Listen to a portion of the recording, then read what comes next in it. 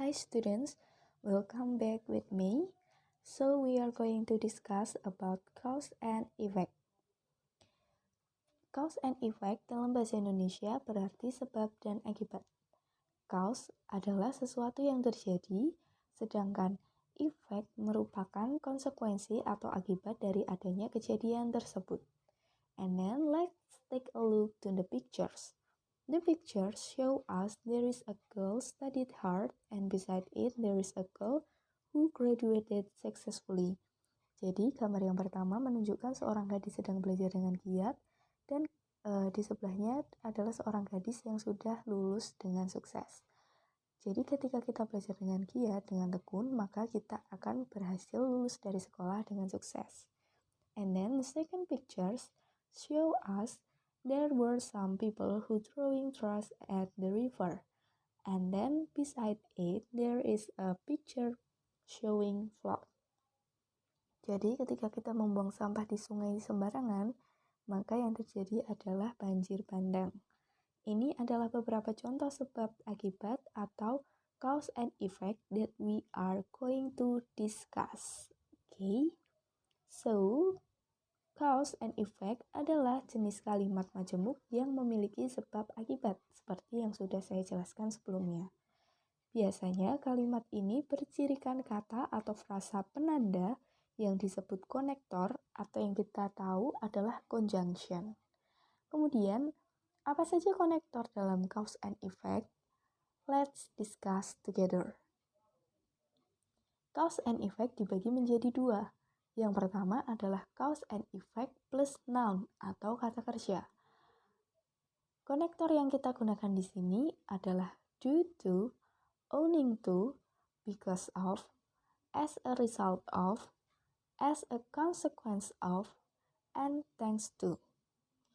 Kemudian di sini kita juga menggunakan dua formula. Yang pertama, konektor plus cause plus effect. For the example, due to the traffic jam, I missed the class. Due to di sini sebagai konektor, the traffic jam di sini sebagai cause atau penyebab, dan juga I missed the class di sini sebagai akibatnya atau effect. Dikarenakan kemacetan lalu lintas, aku tidak dapat mengikuti kelas.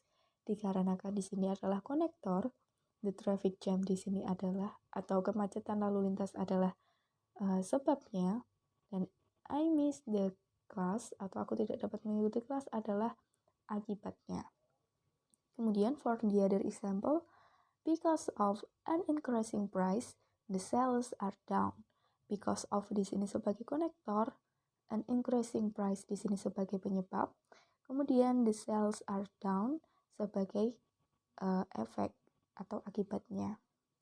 Kemudian the second formula is effect plus konektor plus cause. Jadi contohnya, my low score on English was due to a lack of studying. Ya, nilai bahasa Inggrisku jelek karena kurang belajar. My low score on English di sini sebagai effect, due to di sini sebagai konektor, a lack of studying sebagai penyebabnya. Seperti itu. Kemudian, for the other example, his bike was broken as a result of his recklessness. Jadi, his bike was broken di sini sebagai effect, as a result sebagai konektor, and his recklessness sebagai penyebab. Kemudian yang kedua adalah cause and effect plus verb atau clause.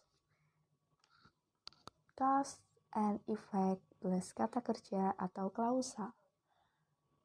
Konektor yang kita gunakan di sini adalah because, since, for, therefore, consequently, and as a result.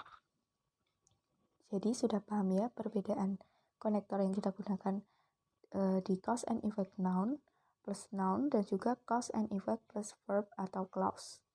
Kemudian formula yang kita gunakan di sini adalah sama. Yang pertama konektor plus cause plus effect. Untuk contohnya, because she is very kind, everybody likes her. Because di sini sebagai konektor, she is very kind adalah cause, dan everybody likes her adalah effect atau akibatnya. Kemudian yang kedua adalah effect plus connector plus cause.